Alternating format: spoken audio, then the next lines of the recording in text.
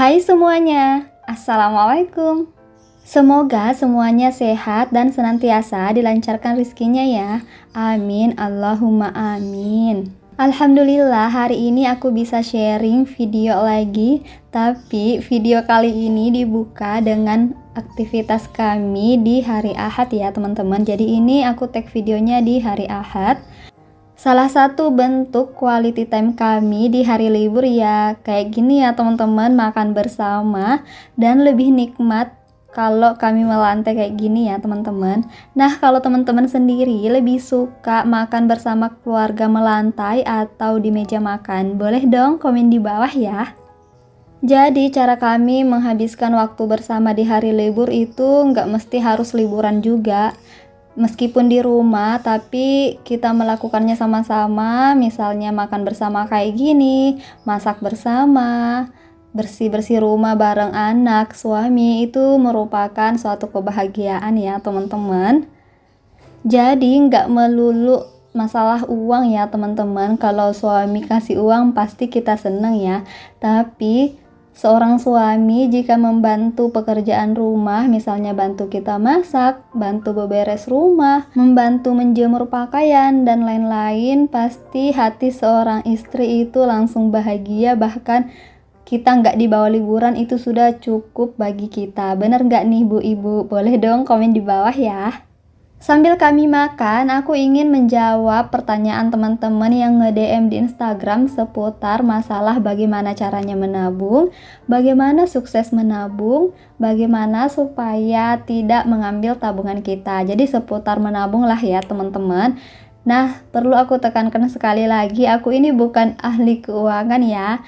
Jadi aku hanya sharing kebiasaan dan apa yang aku lakukan supaya bisa berhasil menabung ya. Semoga saja sih bisa bermanfaat bagi teman-teman ya. Menurut aku pribadi, aturan menabung itu yang paling pas dan cocok itu adalah aturan yang kita buat sendiri ya teman-teman. Namun ada beberapa cara-cara atau metode menabung di luar sana atau yang pernah aku sharing juga. Nah, kita bisa menjadikan itu sebagai referensi aja, jadi nggak mesti harus diikutin 100%. Misalnya saja menabung dengan metode persentase ya teman-teman. Jadi dari awal gajian langsung dipersentasekan sekian persen untuk ditabung. Nah, kalau itu cocok dengan keuangan kita, boleh saja kita pakai 100% metode persenannya itu, misalnya langsung menabung 20% dari gaji. Nah, tapi kalau kenyataannya kondisi keuangan dan kebutuhan real kita itu, jika kita sisihkan 20% untuk menabung, memang betul-betul nggak cukup untuk memenuhi kebutuhan kita. Nah, akibatnya tabungan yang kita sudah sisihkan di awal atau kita sudah tabung di awal gajian, di akhir atau di pertengahan bulan bakalan keambil juga. Karena memang sebenarnya uang kebutuhan kita itu dari awal memang gak cukup, cuman kita terlalu monoton atau terlalu kaku dengan persentase itu ya teman-teman. Jadi kalau misalnya 20% itu terlalu banyak di bulan itu untuk ditabung, boleh kita kurangin jadi 10% atau 5% dan seterusnya. Pokoknya disesuaikan aja dengan kondisi keuangan dan kebutuhan kita di bulan itu ya. Untuk aku pribadi yang selama ini aku lakukan, aku itu lebih ke memperbaiki budgeting kebutuhan aku ya. Pokoknya aku cross check berkali-kali kebutuhan aku coret-coret berkali-kali budget mana yang bisa dikurangin, budget mana yang harus dihilangkan. Jadi kayak gitu ya, supaya selisih antara budgeting aku dan gaji itu ada untuk ditabung. Jadi bukan sisa ya namanya. Tapi kalau kita sudah cross check sana sini, sudah coret berkali-kali dan memang sudah pas kebutuhan kita dan emang gak ada sama sekali selisih untuk kita tabung, ya mau gimana lagi, itu artinya memang di bulan itu kita nggak bisa menabung. Karena menabung itu penting, tapi memenuhi kebutuhan hidup itu lebih penting ya teman-teman. Jadi mungkin kita bakalan bisa menabung di bulan depan. Jadi jangan memaksakan diri ya. Yang memang sebenarnya uang yang kita miliki itu hanya cukup untuk memenuhi kebutuhan hidup.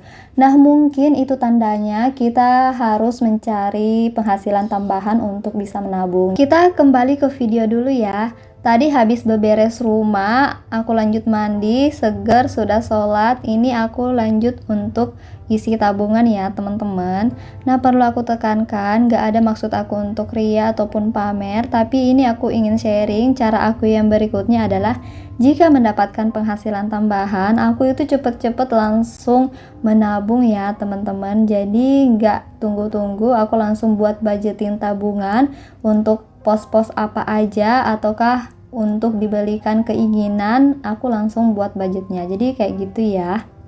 Sambil aku isi-isi tabungan, yuk ke cara berikutnya. Menabung itu nggak mesti nominal besar ya teman-teman, meskipun awal gajian bahkan.